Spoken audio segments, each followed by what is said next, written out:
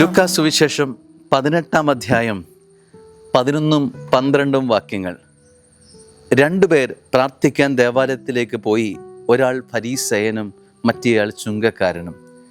രണ്ടുപേർ ദേവാലയത്തിലേക്ക് ചെന്ന് പ്രാർത്ഥിക്കുന്ന വേദഭാഗമാണ്. ഫരീസയൻ നിന്നുകൊണ്ട് ഇപ്രകാരം പ്രാർത്ഥിച്ചു എന്നാണ് പറയുക.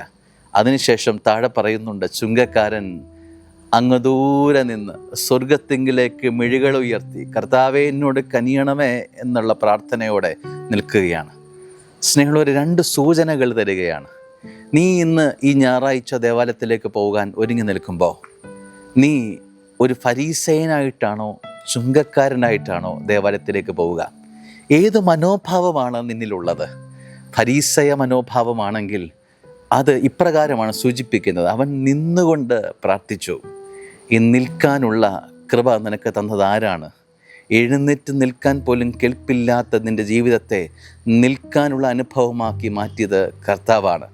ഈ ഒരു അനുഭവം മനസ്സിൽ സൂക്ഷിക്കാത്ത ജീവിതമായി പോയി ഫരീസേൻ്റേത്. അവൻ നിന്നുകൊണ്ട് പ്രാർത്ഥിക്കുന്നു എന്ന് പറയുമ്പോൾ അവൻ സൂചിപ്പിക്കുന്നത്, അവൻ ചൂണ്ടിക്കാണിക്കുന്നത് തൻ്റെ തന്നെ ആശ്രയങ്ങളാണ്. ബലങ്ങളൊക്കെ ഞാൻ ആർജിച്ചെടുത്തതാണ്. എൻ്റെ ജീവിതത്തിൽ ഈ കളർഫുള്ളായ നേട്ടങ്ങളൊക്കെ എൻ്റെ അധ്വാനം കൊണ്ട്, എൻ്റെ ജോലി കൊണ്ട് ഞാൻ അധ്വാനിച്ചെടുത്തതാണ്. ഫരീസേന് പറയാനുള്ളത് തൻ്റെ ജീവിതത്തിൻ്റെ നേട്ടങ്ങളുടെ കഥയാണ്. എന്നാൽ ചുങ്കക്കാരനാകട്ടെ ദൂരെ നിന്ന് സ്വർഗത്തിങ്കിലേക്ക് കണ്ണുകൾ ഉയർത്താൻ പോലും ധൈര്യപ്പെടാതെ മാറത്തടിച്ചുകൊണ്ട് ദൈവമേ പാപിയായ എന്നിൽ കനിയണമേ എന്ന് പ്രാർത്ഥിക്കുന്നു. കാരുണ്യത്തിന് വേണ്ടി, കനിവിന് വേണ്ടി ദൈവത്തിനുമിൽ മുട്ടുകുത്തുന്ന ജീവിതത്തിൻ്റെ ഉദാഹരണമാണ് ഈ ചുങ്കക്കാരൻ.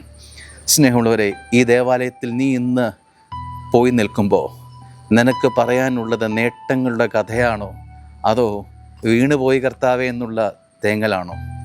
മാറത്തടിച്ചുകൊണ്ട് കർത്താവേ എന്നോട് കാരുണ്യം കാണിക്കണം, എന്നോട് കനിയണമേ എന്ന് പ്രാർത്ഥിക്കാൻ നിൻ്റെ മനസ്സ് ഇനി എന്നാ രൂപപ്പെടുക? നേട്ടങ്ങളൊക്കെ ദൈവം നിനക്ക് സമ്മാനിച്ചതാണെന്ന് മറന്നു പോകരുത്. ഈ നിവർന്നു നിൽക്കാനുള്ള നട്ടലും തൻ്റെടവും ധൈര്യവും ബലവുമൊക്കെ സ്വർഗം നിനക്ക് തന്നതാണെന്ന് മറന്നു പോകുന്ന ഫരീസയനായി പോകാതെ, കർത്താവെ ഇത്രയും സ്നേഹം എനിക്ക് തന്നിട്ടും ആ സ്നേഹത്തിനൊത്ത് എനിക്ക് ജീവിക്കാൻ കഴിയുന്നില്ലോ എന്നുള്ള തേങ്ങൽ ദൈവത്തിനുമ്പിൽ വന്ന് പറയുന്ന ദിനങ്ങളാക്കി ഞായറാഴ്ച മാറ്റുമ്പോഴാണ് സ്നേഹമുള്ളവരെ അടുത്തൊരു ഉയർത്തെഴുന്നേൽപ്പിന്, ഒരു ജീവിതയാത്രയ്ക്ക് നിന്നെ ദൈവം ബലവത്തുള്ള ജീവിതങ്ങളാക്കി, ബലമുള്ള ജീവിതമാക്കി മാറ്റുക. അനുഗ്രഹമാവട്ടെ ഇന്നത്തെ ദിവസം. ആമേൻ.